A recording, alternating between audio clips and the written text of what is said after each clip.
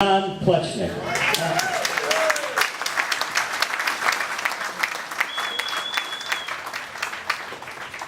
Thank you all. As always, I know it's incumbent on me to be very brief because you're all here for the Slovenian sausage and the apple strudel. Shameless, I know, what can I say? But that requires me to first and foremost thank my Aunt Linda Plecnik, the greatest of all Slovenian caterers.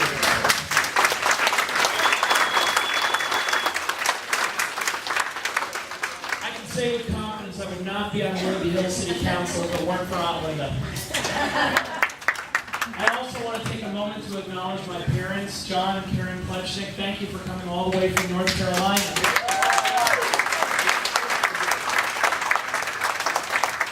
And my great aunt, Zinka, from Montville. I see so many neighbors and friends in the crowd. I want to thank you all, but I also know it's dangerous to stand between people and food, so I won't. But I do want to take one moment to thank the sponsors for the dinner because it wouldn't be possible without their help. First of all, the Polka Pirates. They've got to be a platinum sponsor for coming here and performing for us. They are the best polka band in Cleveland, hands down. All right.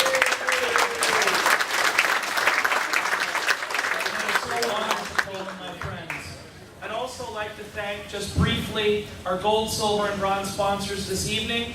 Our gold sponsors include Face Boslian, Rudolph and Victoria Coleridge, Marion Jansa O'Brien. Thank you all.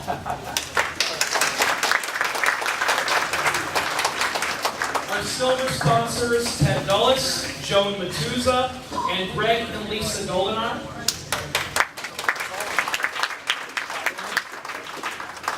Lastly, our bronze sponsors, Tim Manning, Peter Pike, two former council presidents in the same room, Greg and Karen McCarthy, and of course, Keith Hosevar with the Bricklayers Local 16 Union. Thank you to you all.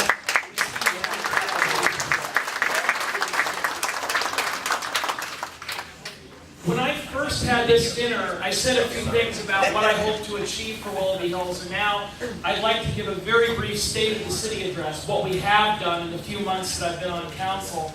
And since the president gets 2 hours, I figure I can reasonably take an hour and no. I'd like to take about 2 minutes of your time, discuss a few issues that we've been pushing hard for Willoughby Hills and I think are important not just to our city, but to all of Northeast Ohio. First, many of you may have seen my article in the News Herald yesterday on the 3 reading rule. We need the 3 reading rule. We need deliberation.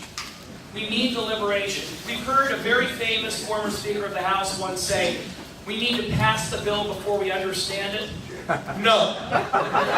You need to read the bill at least once, but preferably 3 times before you vote on it.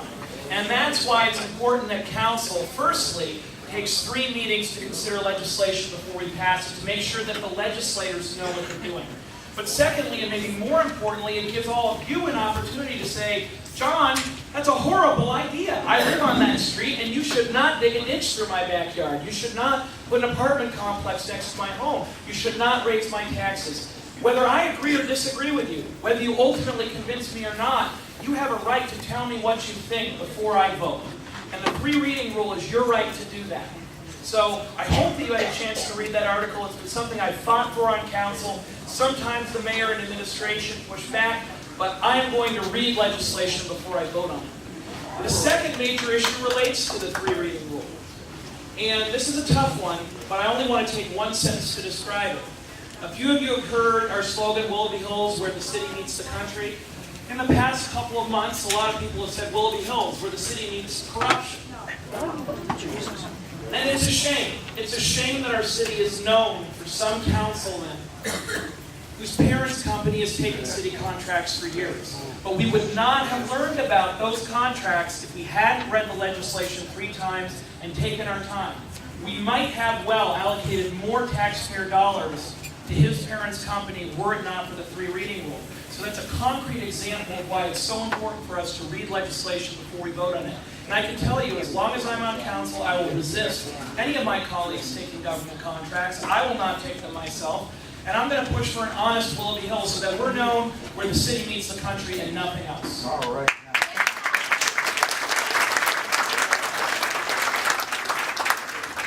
And lastly, our budget.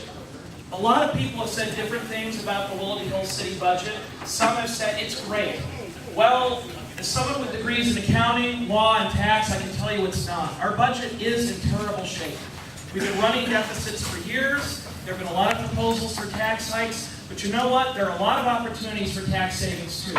There are a lot of positions that this mayor's created that didn't exist 6 years ago, and we can easily eliminate with a new administration and a new council. We can save you hundreds of thousands, maybe even millions of dollars. So while today our budget is running a deficit, I can tell you, if in 2 years we have a new mayor and a new council, we can get back on track. We can work hard in the budget line by line, and we won't have to raise your taxes. So I see light at the end of the tunnel. I know there are a lot of challenges. That's true not only in Willoughby Hills, but at the federal level. But we also have the opportunity to do the right thing and to make our city the best suburb of Cleveland. And I am optimistic. I believe we will get there. All right.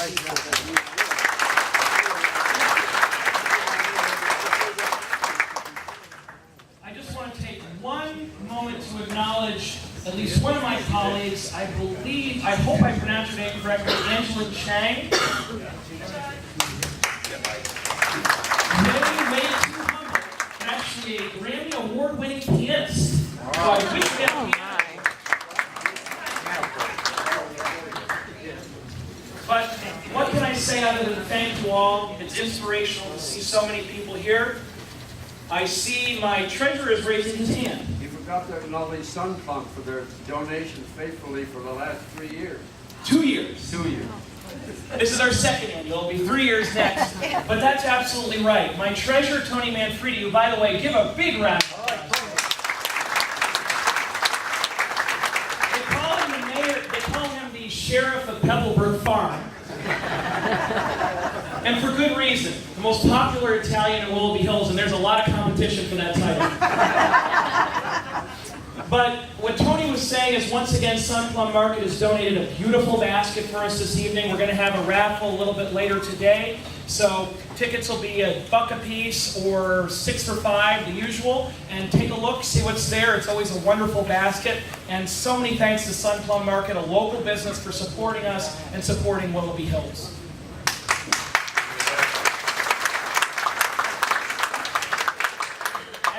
What more can I say than thank you so much. It's been an incredible journey becoming your city councilman.